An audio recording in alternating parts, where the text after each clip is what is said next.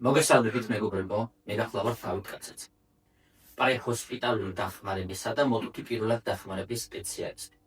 ექიმი რეზიდენტი ორთოპედია ტრავმატოლოგიაში და უბრალოდ თქვენი სიცოცხლისთვის მებრძოლი ადამიანი. ეს მედაგედა წარმოგიდგენთ სიცოცხლის შენარჩუნების ბაზისურ ალგორითმს.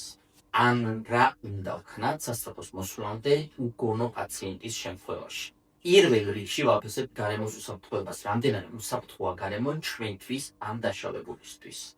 გარემოს უსაფრთხოების შეფასების შემდეგ ვაფასებთ ცნობიერების დონეს. ცნობიერების შეფასება შემდეგნაირად ხდება. ერთი ხელით ვაფიქსირებთ პაციენტის შუბლს, რითიც ვიწვევთ ხერხემლის კისრის მალემის ფიქსაციას, ტრავმულ პაციენტებში აქ დაზიანება ძალიან ხშირია. მეორე ხელით ვახორციელებთ შეხებას და სიტყვიერად ჩაძახილს. როგორ ხარ? ძალიან მნიშვნელოვანია იყოს როგორც ფიზიკური შეხება, ასევე სიტყვიერი ჩაძახილი, ანუ ტაქტილური და ვერბალური კომუნიკაციით ვცდილობთ გავარკვიოთ მისი მდგომარეობა, არის თუ არა ის უგონო. თუ პაციენტი არ რეაგირებს, ვიწყებთ მოქმედებას. თუ ჩვენს გარშემო ვინმე სხვაც არის, მას ვთხოვთ დარეკოს 112-ში და გადასცეს, რომ დაშავებული არის უგონო მდგომარეობაში. თუ მხოლოდ ჩვენ და დაშავებული ვართ ადგილზე, ვიღებთ ტელეფონს, ვრეკავთ 112-ზე, ვაყენებთ ხმა მაღალ საუბარზე და პარალელურად ვაგრძელებთ შემდეგ ქმედებებს. ცენტრალური პულსის შეფასებისას სწორი წერტილისთვის პირველ რიგში ვყოლო ფარისებრი ფრთილს. ფარისებრი ფრთილიდან ჩავდივართ მედიალურად საძილე სამთხეში და 10 წამის განმავლობაში ვაფასებ როგორც პულს, ისე სუნთქვას. სუნთქვას ვაკვირდებით ბუნკერების ექსკურსიას. 1, 2, 3, 4, 5, 6, 7, 8, 9, 10.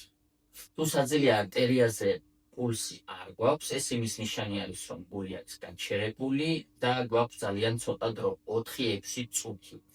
ამ დროის გასვლის შემდეგ უკვე თავის ტვინში იწყება შეუქცევადი პროცესები, დაზიანებები.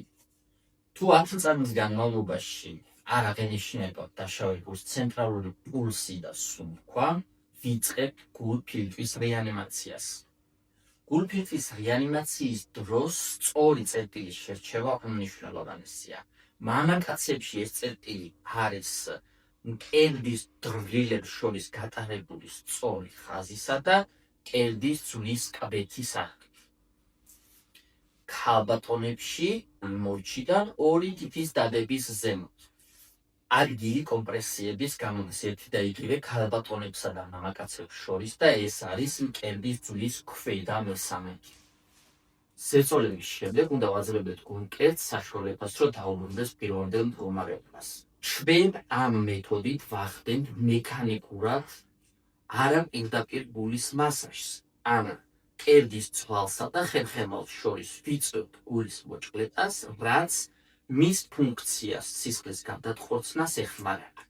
ამითი ვცდილობთ შეუნარჩუნოთ დაშავებულის თავის ტვინის ნორმალური პერფუზია.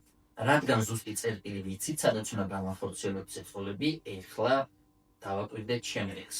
დებით რაც შეიძლება ახლოს პაციენტთან, დომინანტ ხელი ქვემოდან, ხელები მაქსიმალურად გაშლილი არის სიდაღვის სახსაში და მოძრაობას ვახდენთ ტორსით და არა ხელების მოძრაობით. აუცილებლად ვითვლით ხმა ახლა. 1, 2, 3, 4, 5, 6, 7, 8, 9, 10, 11, 12, 13, 14, 15, 16, 17, 21, 22, 23, 24, 25, 26, 27, 28, 29, 30. 30 ზეწოლის შემდეგ მოდის 2 ჩასუნთქვის ჯერი. მსგავს სიტუაციებში ზოგადად სასურველია გქონდეს პირველადი დახმარების ჩანთა. ამ შემთხვევაში მე მაქვს პირველადი დახმარების ტრავმის ნაკრები, სადაც არის ხელთათმანები, არის ტურნიკეტი, არის ჰაკატელი და ასე შემდეგ. სასურველი ძელის გათავისუფლების დროს სასურველია ჩვენივე უსაფრთხოებისთვის და ჰიგიენისთვის გვეწვას ხელთათმანები. მანამდეც არ იქნებოდა უადგილო სიჩაც. სასურველი ძელის გათავისუფლებას ვახდენთ რომლის ფიქსაცი, პირის გახსნით და თვალერების დროს დავინახეთ სხეული, კაუჩის მეთოდით ჩავდივართ პირის ერთ კუთხესთან და კაუჩის გამოსვლის მსგავსად გამოგვაქვს მეორე მხრიდან. სასუნთქი გზების გათავისუფლების შემდეგ ხსნით სასუნთ გზას. სასუნთქი გზის გახსნა ხდება შემდეგნაირად: ჩულზე ფიქსაციით და ნიკაპზე 3 თითის მოკიდებით ვახდენ თავის უკან გადაწევას და ქვედა ხბის წინ წამოწევას. ამით იხსნება სრულად სასუნთქი გზა. არ არის საჭირო ენის მექანიკურად გამოქაჩვა, კაბილების ჩამტვრევა, ძალით პირის გაღებინება, უგონო მდგომარეობაში მყოფ პაციენტი არის მოდუნებული, არაფერს არ გადაფლაპავს, არაფერი არ მოუყვა, როგორც არის ხალხში ეს გავრცელებული. რახან სასუნთქი გზები გავამთავისუფლებთ, ამ შემთხვევაში შეიძლება სხვადასხვა მეთოდიკის გამოყენება. ერთ-ერთი არის მარტივი დოლბანდი, შეიძლება ეს იყოს პირბანდი ან სპეციალური ბარიერული მეთოდი, რაც გვეხმარება, რომ მოვახდინოთ სუფთა პაციენტთან ჰაერის მიწოდება. ჩასუნთქის განხორციელების დროს აუცილებელია ცხვირის ნესტოებზე ხელის მოჭერა, რომ არ მოხდეს ჩვენს მიერ წნევით მიწოდებული ჰაერის ცხვირიდან გამოსვლა და მოხდეს ის ფირფში. პირველი ჩასუნთქვის დროს ამავდროულად ვაკვირდებით გუნკელს და ის უნდა გაიბეროს, თუ ჩვენ სწორად ვაკეთებთ ამ ყველაფერს, ამავდროულად დაფიქსირებული გვაქვს ცხვირის ნესტობა. ვიხერხთ უკან, ვისუნთქავთ ჩვენ თვითონ ჰაერს და ვემგზადებით მეორე ჩასუნთქვისთვის. ორი ჩასუნთქვის შემდეგ ისევ ვიწყებთ გუნკელზე გეფერის განეთებას. 5 სანტიმეტრიანი კომპრესიით. ხმამაღლა დახლა. 1, 2, 3, 4, 5, 6, 7, 8, 9, 10,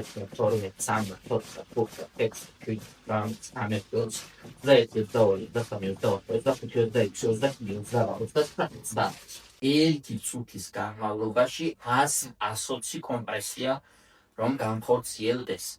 რა ხდება შემდეგ? ისე 30 ზეწოლის შემდეგ გახდენთ 2 ჩასუნთქვას. 30 ზეწოლა 2 ჩასუნთქვა. 5 ჯერ 30 ზეწოლის გაკეთების შემდეგ გადის 1 ციკლი და ვახდენთ თავიდან ცენტრალური პულსის შემოწყებას. ყოველთვის ფარისინ სტილს ჩავდივართ მედიალურად საძილეს სამკუთხედში და ვაფასებთ პულსს და სუნთქას. ვითვლით ისევ 10 წამის განმავლობაში. 1, 2, 3, 4, 5, 6, 7, 8, 9, 10. თუ პულსი და სუნთქვა არ არის, ვაგრძელებთ იგივე მეთოდს სასწრაფო დახმარების ბრიგადის მოსვლამდე. ანალოგიურად 5 ჯერ 30 ზეწოლა, შესაბამისი ჩაბერვები, 1 ციკლის შემდეგ ისევ პულსის და სუნთქვის შეფასება. ეს ვიდეო არის საინფორმაციო ხასიათის, მხოლოდ და მხოლოდ ვიდეოებით სწორი გულფილტრის რეანიმაციის გაკეთება სამწუხაროდ არ არის შესაძლებელი, რადგან მსგავს სიტუაციაში ჩვენც ნერვიულობთ, გარშემო ხალხიც პანიკაში შეიძლება იყოს და ბევრი ხელისშემშლელი ფაქტორია. თუ გნებავთ, რომ კარგად ისწავლოთ პირველად დახმარება, კარგად ისწავლოთ გულფილტრის რეანიმაცია, ამას სჭირდება შესაბამისი ტრენინგები. თუმცა ეს ვიდეო დაგეხმარება, რომ თუნდაც იქ დაშავებულზე ხმარებოდეს ვინმე ძალიან გამოცდილი, მას დაჭირდება დამხმარე ხელი. თუნდაც ჩასუნთქვებზე, თუნდაც დათვალიერებაზე, თუნდაც უბრალოდ გუნკელის კომპრესიებზე დახმარება, რადგან ძალიან დიდ ენერგიას მოითხოვს ზოგადად გულფილტრის რეანიმაცია. ასევე გაუზიარეთ ეს თქვენს მეგობრებს, გაუზიარეთ თქვენს ახლობლებს და მოდით გავხდეთ სიცოცხლისთვის მებრძოლები, გაუხანგრძლივოთ ერთმანეთს სიცოცხლედან, ვიხოთ უბრალოდ უკეთესი ადამიანები. ასევე მადლობა მინდა გადაუხადო ქართულ ჰოლანდიურ ჰოსპიტალს სივრცის დათმობისთვის.